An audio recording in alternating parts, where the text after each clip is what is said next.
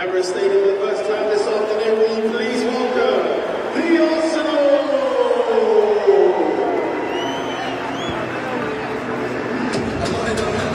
But anyway, the goals and effervescence of Eberechi Eze at Spurs protect his place. And 7 days after his best game in an Arsenal shirt, there was little doubt that Victor Gyökeres would go again. And do note that Kai Havertz is back amongst the subs after 3 more weeks on the treatment table. Now, having, in his own words, set fire to points in recent weeks, Liam Rosenior trusts this team to be more careful with the matches.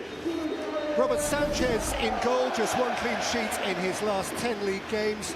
Behind defence disrupted again by Wesley Fofana's ban. Mamadou Sarr makes his first Premier League start. It's Hato for Gusto at left back.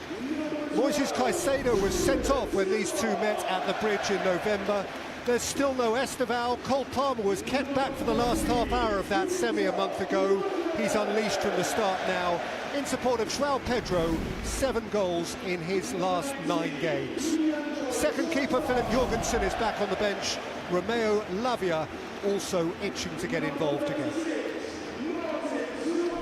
Gary Eberechi Eze flying out of last weekend. Yeah, and obviously he's having a bit of a party against Spurs. 5 of his 6 goals this season against his great North London rivals, but he's now in a title running and he's in pole position in that number 10 spot in front of Ødegaard, and he's close to Gyökeres. They were showing signs last weekend of a great partnership, and today's really important. He's up against Caicedo, one of the very best in his position in the league, and for Enzo Fernandez playing in a similar position to Eberechi Eze. He's been brilliant for Chelsea. His goals, his influence on the team is there for all to see, and he is the type of player that could disrupt Arsenal today if he's at his best.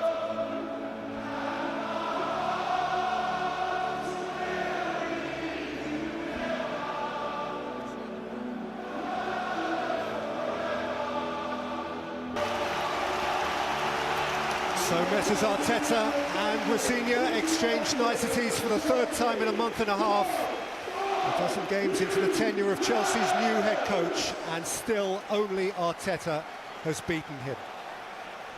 Well, they've turned them round, and I always think that tends to annoy the home fans and sometimes the home players. I always saw it as being a little bit mischievous.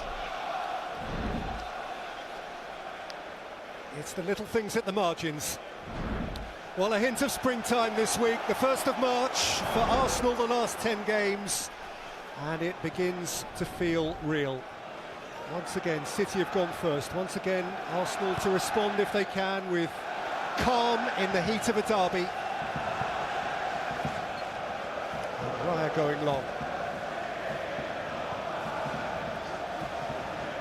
Anyway, his first touch from Mamadou Sarr, for whom a big call. Perhaps this has been suspended for Fofana. Ahead of Nadia Shield.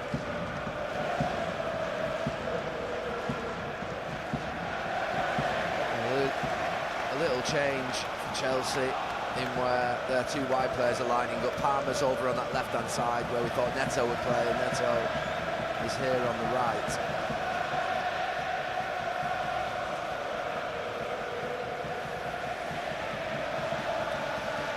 But absolutely nothing is different about Arsenal.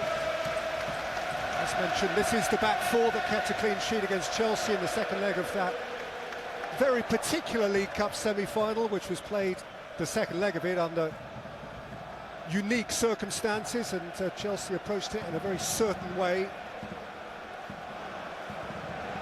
I actually approved of the tactic that Chelsea deployed that night. Obviously the execution didn't get right at the end, but to be in the game after 60, 70 minutes and then bring more attacking players on and try and get the goal, but they just forgot the last bit, which is the important bit, unfortunately for them. Andre Santos. Followed by James. Pedro is wrestling for it. Neto has gone beyond him. Gabriel remained tight and effective.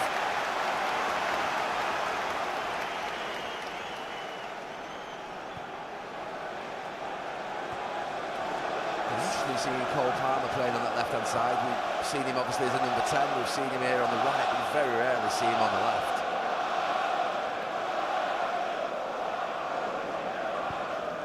He was one of the two sent on for that gear change in the semi-final last month, a gear change that didn't quite happen as it transpired. And of course, he is a natural starter here. Trossard, trying to get in that position to Gabriel Martinelli.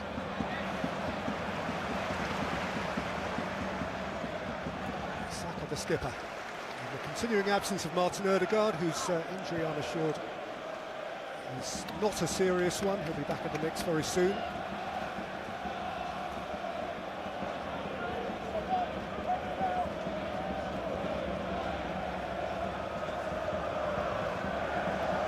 These sides have tossed points away recently from advantageous positions. Arsenal against United and Brentford and Wolves. Chelsea, 2 home games which ought really to have gone differently against Leeds and Burnley.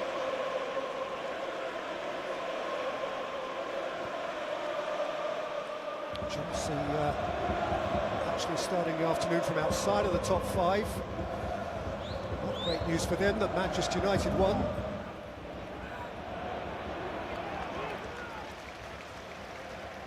Better that Villa didn't.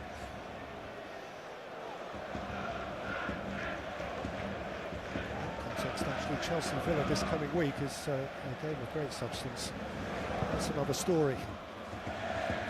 Sanchez. Pedro, who has Gabriel at his back. Eze. Yeah, that was a good battle in the Carabao Cup game. João Pedro against the Arsenal centre-backs. I thought João Pedro did well that night.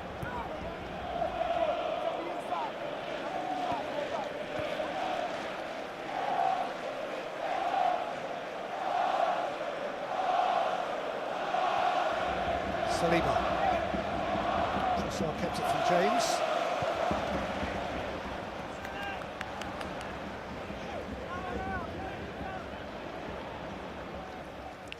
Saliba is actually the only Chelsea defender to have started all 6 games in the Premier League for the new boss. Oh, that's a terrible error by Sanchez, who just about atoned for it. His first touch was anything but neat. Yeah, I'm not quite sure what he was doing.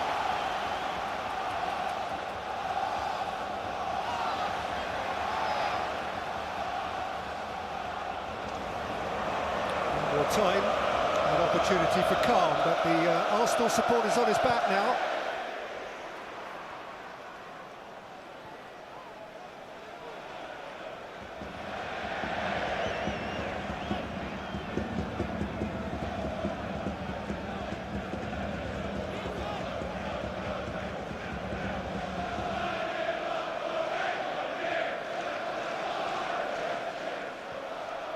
Saliba. Pedro. There's James. Pedro Neto.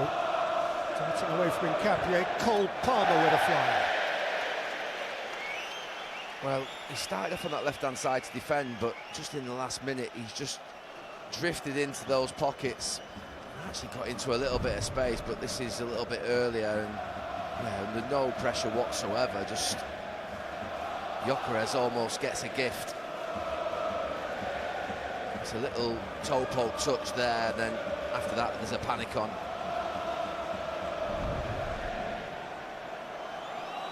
He has had a settling month or so, actually, Robert Sanchez, since the first leg of the semi-final, to which we keep referring, when he was deemed at least partly culpable for a couple of goals.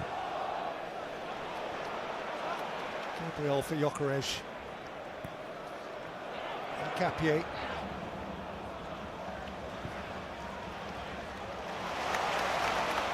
Moved on by Zubimendi. Welcomed in by Timber. Saka can drive at Hato and set it for Martin Zubimendi, who rather got under his strike. Yeah, he was leading back and falling away, but that's going to be a key battle over on that far side. Saka against Hato. He gets out there quickly, the Chelsea left back. He's got support, but all he does is drag a load of Chelsea players over, which leaves Zubimendi in a little bit of space. Looking at some running figures for Arsenal this week, and